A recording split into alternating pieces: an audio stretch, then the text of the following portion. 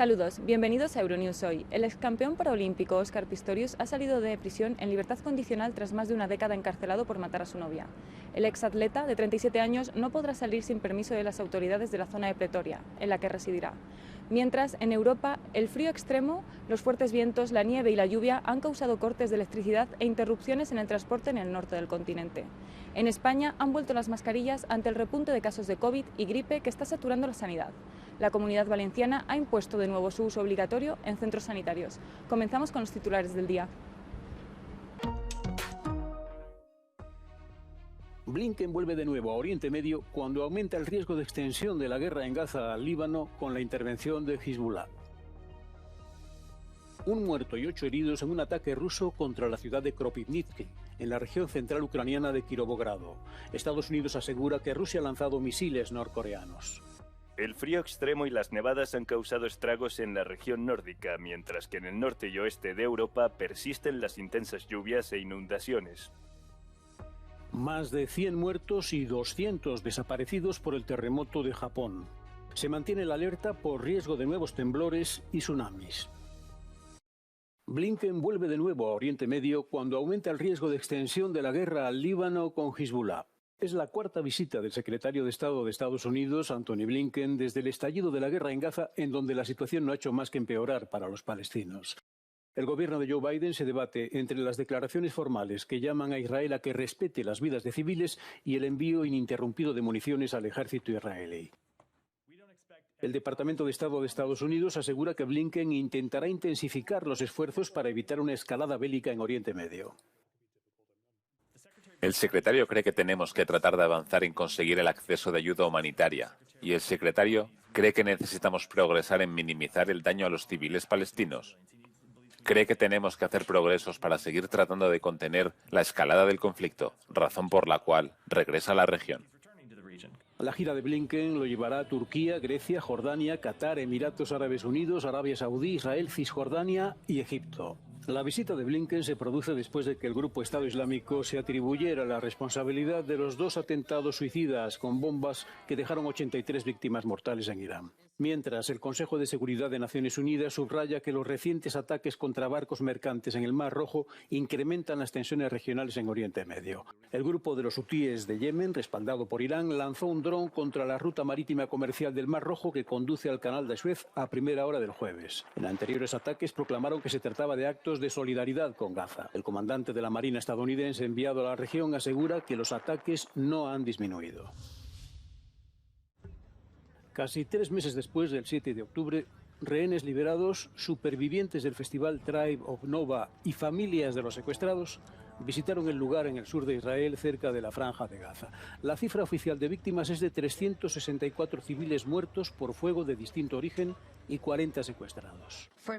Para mi familia y otras 135 familias, hoy es el 91 de octubre. Hoy se cumplen 91 días. 91 días desde que están retenidos por la organización terrorista Hamás y literalmente cada segundo cuenta. Alrededor de 136 rehenes permanecen en la Franja de Gaza secuestrados tras el 7 de octubre. Con cifras variables, según las fuentes, durante el ataque Hamás habría secuestrado a unos 240 rehenes.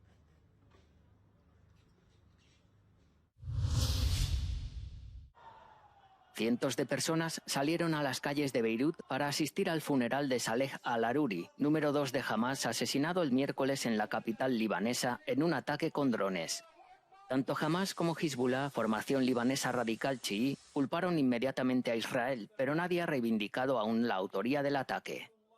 El ejército israelí difundió el jueves imágenes que muestran ataques militares contra Hezbollah y una célula terrorista de misiles antitanque en el sur del Líbano.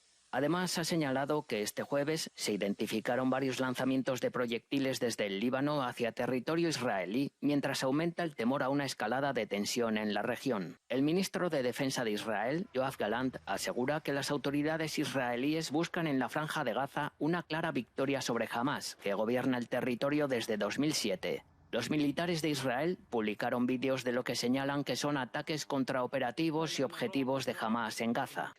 Entre tanto, la Media Luna Roja Palestina informó de bombardeos intensos y continuos alrededor del edificio de su sede en Han Yunis, en el sur de Gaza, y de ataques cerca del hospital Al-Amal, centro que se encuentra próximo. Al menos 7 personas resultaron heridas. 21 de los 36 hospitales de Gaza no están operativos, el resto apenas funciona. La ONU advierte de que una cuarta parte de la población de Gaza se enfrenta a la inanición, ya que las restricciones israelíes y los intensos combates dificultan el suministro de ayuda.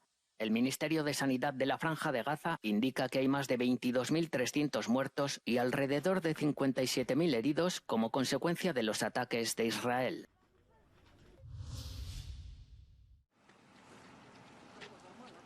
Un muerto y 8 heridos en un ataque ruso contra la ciudad de Kropivnitsky, en la región central ucraniana de Kirovogrado. El Ministerio de Energía de Ucrania confirmó que una subestación eléctrica resultó dañada en el ataque con misiles. Algunas líneas eléctricas domésticas quedaron cortadas y un tren de cercanías parado y sin suministro. En Kiev, los funerales se encadenan unos con otros después de los últimos bombardeos. Entre otros, se celebró el funeral de un francotirador ucraniano que murió el 28 de diciembre pasado. Había formado parte del batallón Azov durante 3 años y regresó a Ucrania en febrero de 2002 tras la invasión rusa. Mientras tanto, en Washington, en ausencia del suministro de armas que el gobierno de Volodymyr Zelensky ha reclamado, la Casa Blanca difundió que Rusia ha utilizado misiles balísticos norcoreanos contra Ucrania y está buscando ahora el suministro de misiles iraníes.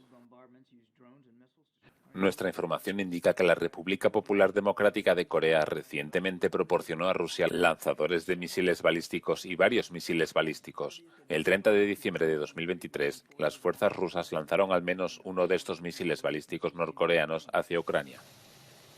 El secretario general de Naciones Unidas, Antonio Guterres, elogió el intercambio de 230 prisioneros de guerra ucranianos y 248 rusos entre los dos países. Animó también la intervención de mediadores, en este caso de Emiratos Árabes Unidos. Nuevo día de bloqueo de camioneros polacos en la frontera con Ucrania. Los manifestantes han bloqueado el puesto de control para camiones en la ciudad de Medica. Según un organizador de la protesta, se está dejando cruzar la frontera a los vehículos que transportan ayuda humanitaria y alimentos perecederos. El 21 de diciembre tuvo lugar el primer contacto bilateral entre las autoridades de ambos países para intentar resolver el conflicto, que dura ya 2 meses. Los camioneros polacos acusan a los ucranianos de competencia desleal por aceptar condiciones de trabajo inferiores a las del mercado. El mal tiempo sigue causando estragos en Europa. Unos 4.000 hogares sufrieron cortes en el suministro eléctrico en la región ártica de Suecia, donde los termómetros alcanzaron cotas gélidas. Y en el sur del país, muchos conductores quedaron atrapados en sus vehículos. En el norte de Suecia y en la vecina Laponia finlandesa se han llegado a registrar temperaturas de menos 43 grados centígrados. Al frío extremo en los países nórdicos se suman los fuertes vientos y nevadas. Los problemas de circulación se han extendido por la región tras el cierre de tramos de autopistas e importantes carreteras. También se han registrado incidencias en el servicio ferroviario. Los meteorólogos pronostican temperaturas aún más frías para lo que queda de semana. Mientras tanto, en otras partes de Europa el mal tiempo tampoco ha dado apenas tregua. En Reino Unido se siguen registrando amplias inundaciones en el centro de Inglaterra y las lluvias han azotado con intensidad el sur. En Alemania se reanudaron las fuertes lluvias en regiones que han sufrido inundaciones persistentes durante las últimas 2 semanas. Y en Francia, después de varios días de lluvia y crecida del nivel del agua, varias localidades del norte del país quedaron sumergidas el jueves. Cientos de personas han sido evacuadas en los últimos días.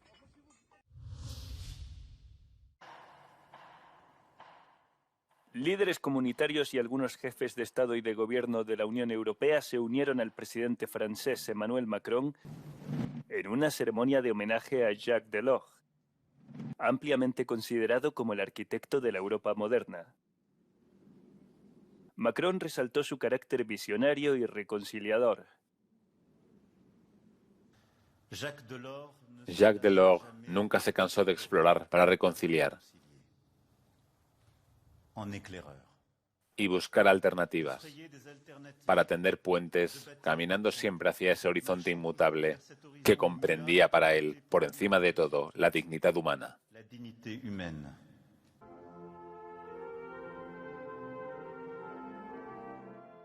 Delors presidió entre 1985 y 1995 la Comisión Europea, donde sentó las bases del mercado único y del euro, además de impulsar el programa Erasmus. Macron celebró el legado del socialdemócrata francés, defensor de la dignidad humana que nunca se cansó de tender puentes, dijo. En Italia, la primera ministra Giorgia Meloni ofreció una rueda de prensa en la que ha anunciado privatizaciones, reducción del gasto público y bajadas de impuestos. Respecto a los flujos migratorios de los países africanos, habló de crear inversiones estratégicas en esos países. La tradicional rueda de prensa de la primera ministra italiana había sido pospuesta 2 veces y finalmente ha tenido lugar. El retraso se debió a que la primera ministra ha estado lidiando recientemente con varios problemas de salud. Hoy era la ocasión para que la primera ministra respondiera a una serie de preguntas. De hecho, la rueda de prensa duró casi 3 horas y tocó los temas más urgentes, desde la situación de la economía italiana hasta las próximas elecciones europeas. Giorgia Meloni explicó que aún no ha decidido si se presentará o no a esas elecciones y ha dicho que descarta la posibilidad de formar alguna coalición con los partidos de izquierda. A continuación abordó la crisis migratoria, que es un tema muy sensible aquí en Italia, dado el hecho de que el país ha estado en primera línea en la lucha contra la inmigración ilegal desde hace bastante tiempo y dijo que aún no está satisfecha con los resultados que su gobierno ha logrado hasta ahora y que hay que hacer más. Y dijo que la solución al problema está en la posibilidad de invertir más recursos en la externalización del control fronterizo, especialmente cuando se trata de crear nuevas asociaciones con África. De hecho, dijo que África será el principal tema de debate en la próxima cumbre del G7 que se celebrará bajo presidencia italiana.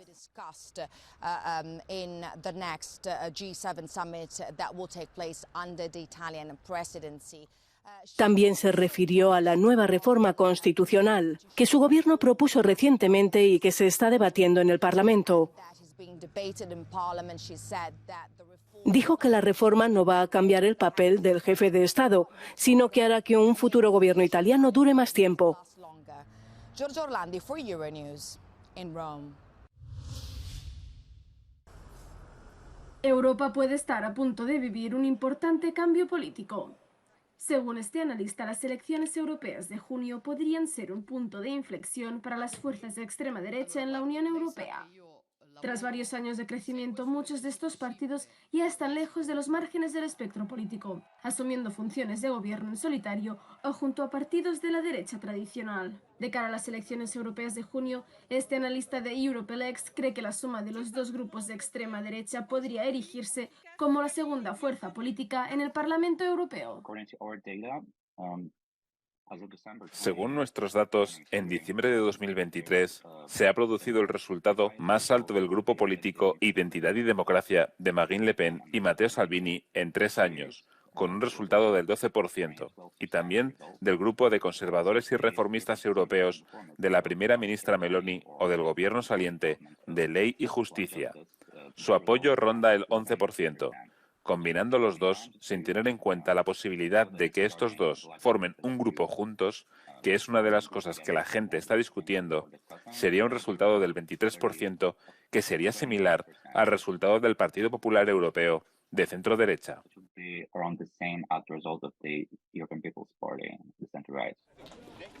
A pesar del aumento en el apoyo a la extrema derecha, será difícil que los partidos se unan y formen un solo grupo político común, debido a las diferencias ideológicas entre ellos.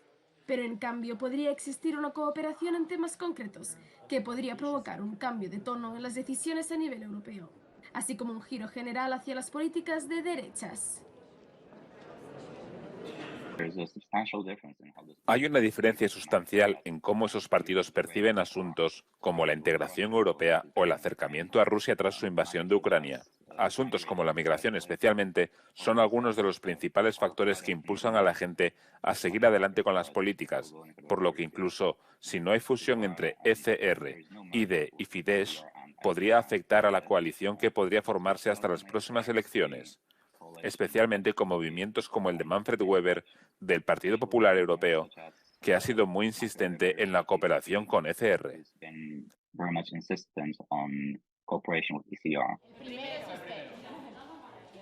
No solo están divididos los partidos, sino también los Estados miembros.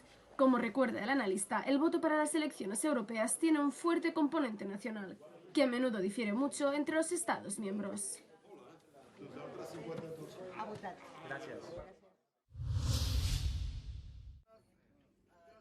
Uno de los pocos momentos de satisfacción para los bomberos en Japón. Salvaron la vida de una octogenaria que llevaba 72 horas bajo los escombros de su casa.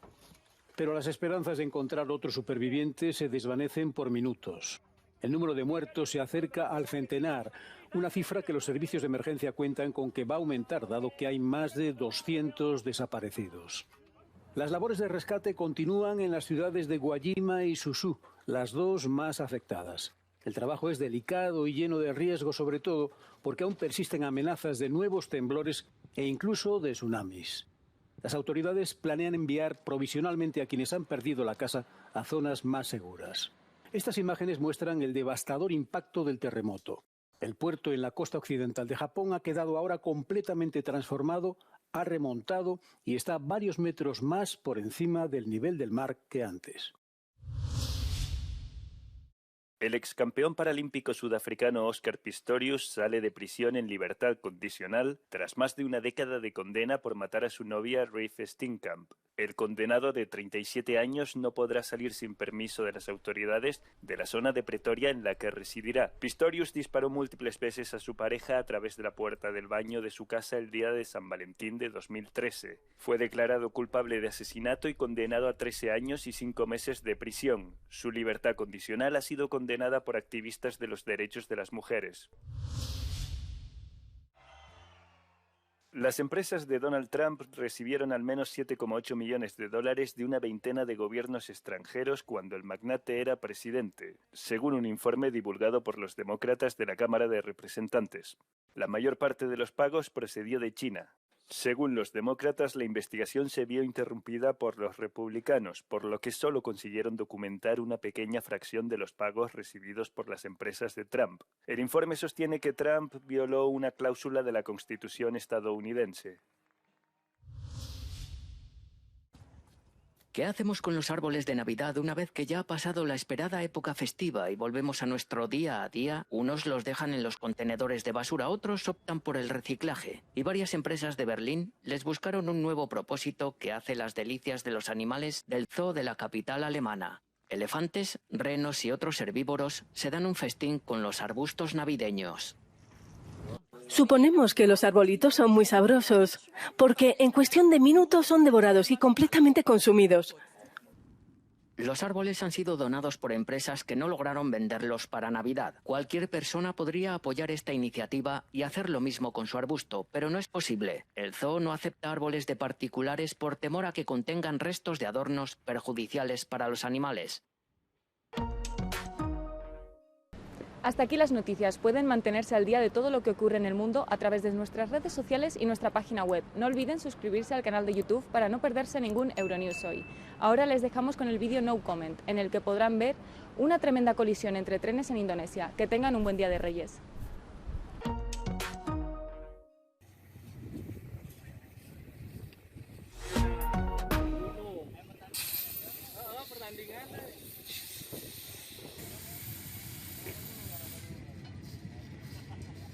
Belum kerja, ya, yang lain menyesuaikan.